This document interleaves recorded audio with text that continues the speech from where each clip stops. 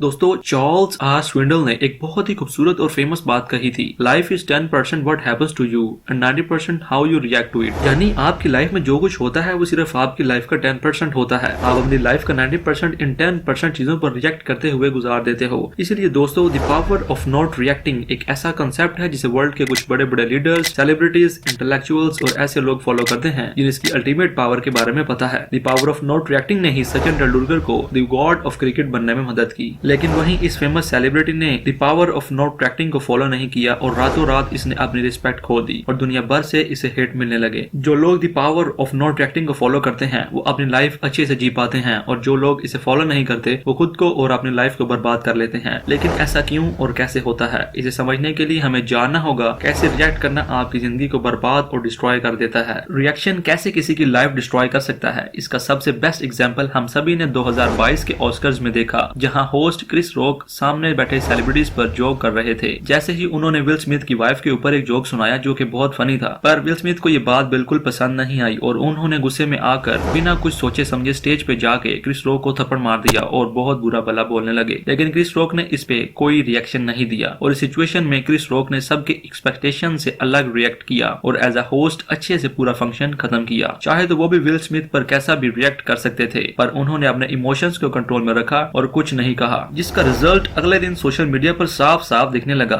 जहां कई लोग क्रिस रॉक की रिस्पेक्ट में सामने आए और विल स्मिथ को बुरा भला बोलने लगे। विल स्मिथ को वर्ल्ड के हर कोने से इतनी हेट मिली कि विल स्मिथ ने अपने एक्शन और रिएक्शन के लिए माफी भी मांगी, पर वो किसी काम की नहीं थी। इनफैक्ट लोग आज भी विल स्मिथ को उनके एक्शन की वजह से बुरा भला बोलते हैं। लोगों ने उन्हें बॉयकॉट और ऑस्कर्स ने तो इन्हें बैन तक कर दिया है। यहाँ क्रिस रॉक ने कोई रिएक्शन नहीं दिया। आपको क्या लगता है, क्रिस रॉक को इस टाइम कुछ सूझा नहीं इसलिए उन्होंने कुछ रिएक्ट नहीं किया? नहीं, क्रिस रॉक काफी ज्यादा एक्सपीरियंस कॉमेडियन है और उन्होंने अपने कई साल के स्टेज एक्सपीरियंस से सीखा है कि ऑन द स्पॉट कुछ अनएक्सपेक्टेड हो जाए तो सिचुएशन को कैसे हैंडल करना है। और साइकोलॉजी टुडे की रिसर्च के अकॉर्डिंग स्टैंड अप कॉमेडियंस का आईक्यू लेवल पे नॉर्मल लोगों से ज्यादा होता है, इसीलिए वो इम्प्रोवाइज स्टैंड अप में भी अच्छे होते हैं। तो दोस्तों, जब भी आप किसी ऐसी सिचुएशन में हो जहां सामने वाला बहुत गुस्से में आउट ऑफ कंट्रोल हो और आपके साथ गलत बिहेव कर रहा हो, या आप लाइफ की किसी भी ऐसी सिचुएशन में हो जो आपको पसंद ना हो, कोई भी रिएक्शन देना इस सिचुएशन को और भी खराब कर सकता है। तो ऐसे में आपको the power of not reacting को फॉलो करना चाहिए। इवन सिर्फ बुरी सिचुएशन में ही नहीं बल्कि एक्साइटेड सिचुएशन में भी आपको the power of not reacting को फॉलो करना चाहिए। इससे ये प्रूफ होता है कि आप अपने इमोशंस पे एक्शंस नहीं लेते हैं। जहां आपका जल्दी से रिएक्शन ना देना आपको और ज्यादा मजबूत और रिस्पेक्टेड बनाता है। फास्ट टाइम लोग आपका रिएक्शन ही चाहते हैं, लेकिन जब आप उन्हें रिएक्शन नहीं देते उनकी वही हार हो जाती है और वही लाइफ की हर सिचुएशन आपको रिएक्ट करने पर मजबूर करेगी। लेकिन आपको वहां भी या तो सही से रिएक्ट करने की कोशिश करनी है या बिल्कुल भी रिएक्ट ना करने की। तो क्या इसका मतलब है कि हम कभी भी रिएक्ट ही ना करें, कोई कुछ भी कहे हम खड़े चुपचाप सुनते रहें? वेल दोस्तों, ऐसा नहीं है। ऐसी सिचुएशन को डील करने के लिए आपको रिएक्ट और रिस्पॉन्ड के बारे में सीखना होगा। Respond versus react. रिएक्ट और रिस्पॉन्ड में फर्क सिर्फ इतना है कि रिएक्शन बिना समझे अनकॉन्शियसली होता ही होता है। जब आप कोई ऐसी सिचुएशन में आते हो जहां आपको कोई खतरा फील होता है तो आप नेचुरली रिएक्ट करते हो, ये एक अनकॉन्शियस रिएक्शन होता है। लेकिन यहाँ पर प्रॉब्लम ये आती है कि जब हमें कोई मेंटली हर्ट करने का ट्राई करता है, जब आप स्ट्रेस में होते हो या बहुत ज्यादा खुश होते हो, तो लोग अनकॉन्शियसली बिना कुछ सोचे समझे रिएक्ट कर देते हैं, जहाँ इनके इमोशंस इन पर हावी हो जाते हैं और वो ज्यादा खुश होकर बड़े बड़े वादे कर लेते हैं और उन्हें पूरा नहीं कर पाते। लेकिन वहीं कुछ लोग गुस्से में या दुख में आकर ऐसे डिसीजंस ले लेते हैं जिनका पछतावा उन्हें जिंदगी भर रहता है। गेम ऑफ लाइफ में हमें ये समझना जरूरी है कि बहुत सी ऐसी चीजें और लोग होते हैं जो हमारे कंट्रोल में नहीं होते। अगर कोई रियल लाइफ में आपको स्लेजिंग करके आपको बुरा भला बोले और आपको उकसाने की कोशिश कर रहा हो तो आप इस पर अपना टाइम और एनर्जी वेस्ट नहीं कर सकते। आप चीजों पर अनकॉन्शियसली रिएक्ट करते हो या सोच समझकर रिस्पॉन्ड करते हो, ये आपकी समझदारी दिखाता है। आपके कंट्रोल में अगर कोई चीज है तो वो है आप खुद। जब आप अपने इमोशंस में रहकर बिना कुछ सोचे समझे कुछ भी करते हो, यह है रिएक्शन। लेकिन वहीं जब आप अपने इमोशंस और फीलिंग्स को कंट्रोल करके इस सिचुएशन को अच्छे से हैंडल कर लेते हो तो वो आपका रिस्पोंडेंट कहलाता है, जो आपको ज्यादा वाइज, मैच्योर और रिस्पेक्टेड बनाता है, क्योंकि actions speak louder than words. ये सब तो ठीक है, सुनने में आसान लग रहा है, लेकिन हम इंसान हैं, इमोशंस तो आ ही जाते हैं। तो अपने इमोशंस को चैनलाइज करना सीखो। अपने रिएक्शंस को कंट्रोल करने के लिए आपको अपने इमोशंस को चेक में रखना होगा।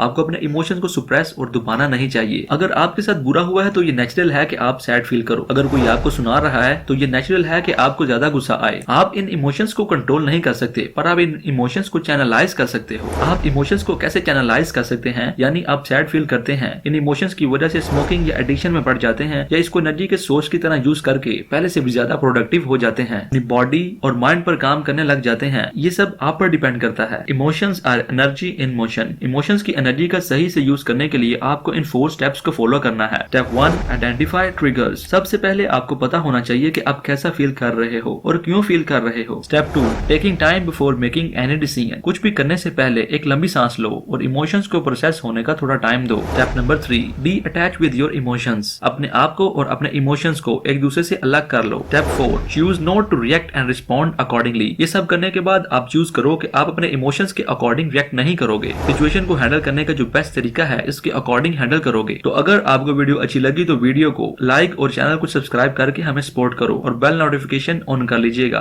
ताकि आप आने वाली वीडियोस मिस न कर पाओ। Thank you for watching.